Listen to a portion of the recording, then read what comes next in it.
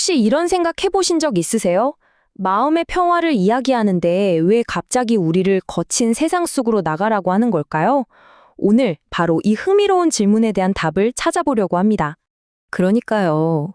팔복을 통해 그토록 고요하고 평온한 산 위의 경지를 이야기하다가 왜 갑자기 우리를 소금과 빛이 되라면서 저 치열한 세상으로 보내는 걸까요?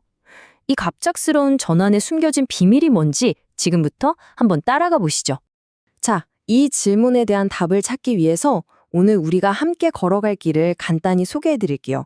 먼저 산과 세상이라는 이 극명한 대조부터 살펴볼 거고요. 그리고 나면 이 모든 걸 관통하는 뿌리와 열매라는 놀라운 비밀을 알아볼 겁니다. 이걸 이해하면 우리의 정체성이 어떻게 바뀌는지, 그리고 마침내 소금과 빛으로 산다는 게 대체 무슨 의미인지 알게 될 거예요. 네, 그럼 첫 번째 이야기부터 시작해볼까요? 바로 산에서 세상으로입니다. 이 둘 사이에 어떤 근본적인 긴장감이 있는지 한번 보시죠. 보시면 두 개의 무대가 딱 나뉘어 있죠. 한쪽은 산이에요. 축복을 받고 내면을 채우는 평화롭고 거룩한 곳이죠. 반대편에는 세상이 있습니다. 거칠고 도전적이고 우리가 직접 소금과 빛으로 행동해야 하는 곳이에요. 전혀 다른 이 두 공간이 대체 어떻게 연결되는 걸까요?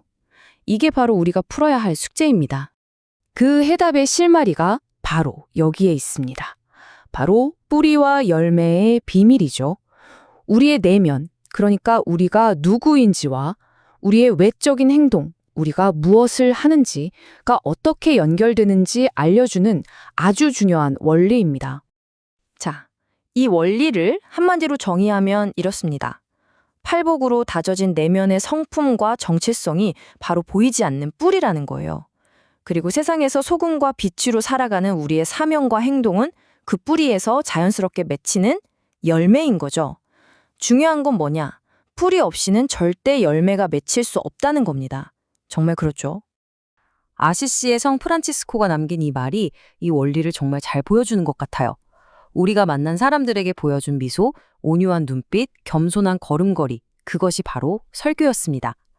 결국 내면의 평화에서 자연스럽게 흘러나오는 삶의 모습, 그 자체가 세상에 전하는 가장 강력한 메시지라는 걸 그는 이미 알고 있었던 거죠. 자, 그런데 이야기는 여기서 한 걸음 더 나아갑니다. 이게 정말 흥미로운 지점인데요. 우리의 사명이라는 게 어떤 노력을 통해서 쟁취해야 하는 목표 같은 게 아니라는 겁니다. 그럼 뭘까요?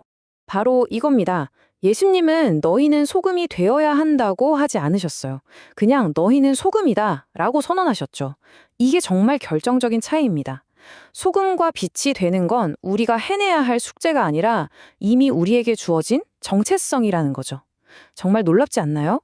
이 주어진 정체성이라는 개념을 설명하기 위해 설교는 2차 세계대전 당시 덴마크에서 있었던 아주 감동적인 실화 하나를 소개합니다. 당시 나치는 덴마크에 있는 모든 유대인에게 수치의 상징으로 노란 별을 달라는 굴욕적인 명령을 내렸습니다. 그런데 바로 다음 날 아침 정말 상상도 못한 일이 벌어집니다. 덴마크의 왕 크리스티안 10세가 사람들 앞에 나타났는데 글쎄 자기 가슴에 바로 그 노란 별을 달고 있었던 겁니다. 왕이 그 별을 다는 바로 그 순간 모든 게 바뀌었습니다. 어제까지 수치와 멸시의 상징이었던 노란 별이 하루아침에 왕과 함께하는 영광의 상징이 된 거죠. 이건 정말 중요한 비유입니다. 왕이 함께함으로 그들의 정체성이 완전히 바뀐 거예요. 더 이상 쫓겨난 자가 아니라 왕의 백성이 된 겁니다. 자, 그렇다면 소금과 빛이라는 이 새로운 정체성을 가지고 우리는 대체 어떻게 살아가야 할까요? 그 첫 번째 사명, 바로 소금의 역할에 대해 알아보겠습니다. 소금은 녹아져야 합니다.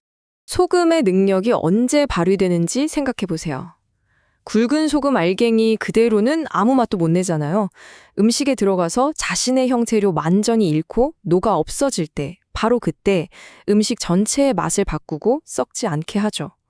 이게 바로 소금의 사명입니다. 자신을 희생해서 세상을 변화시키는 것. 이렇게 자신을 녹여 세상을 바꾼 사람의 대표적인 예로 설교는 윌리엄 윌버포스를 소개합니다.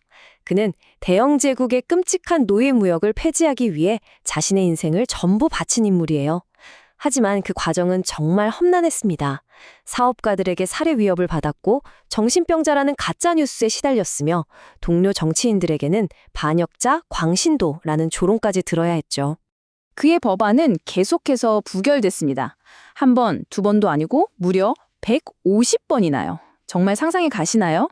위버푸스는 이 과정에서 자신의 명성, 안전, 모든 에너지를 말 그대로 소금처럼 다 녹여내야만 했습니다. 그리고 마침내 기적을 이뤄냈죠. 자, 소금의 사명이 녹아지는 것이었다면 두 번째 사명인 빛은 정반대입니다. 빛의 사명은 비추는 것이거든요. 소금은 자신을 감추지만 빛은 자신을 드러내야 합니다. 이 빛의 사명에 대해서는 우리에게 좀 더 가까운 한국 군대에서 있었던 최남수 대위의 이야기가 소개됩니다. 이 이야기는 빛이 어떻게 어둠을 이기는지 아주 잘 보여주는데요. 어둠과 막 싸워서 이기는 게 아닙니다. 그냥 그 자리에 빛으로 존재하는 것만으로도 어떻게 변화가 일어나는지를 보여주죠. 한번 들어보세요. 상관이 양심에 어긋나는 음주를 강요했는데 최대위가 정중히 거절합니다. 그러자 상관이 모두가 보는 앞에서 그를 때리죠. 그런데 얼마 후 그 상관이 큰 실수로 군사재판을 받게 됩니다. 복수할 절호의 기회였죠. 하지만 최대위는 어떻게 했을까요? 오히려 그 상관을 위해 변호해주고 그의 군 생활을 구해주게 됩니다.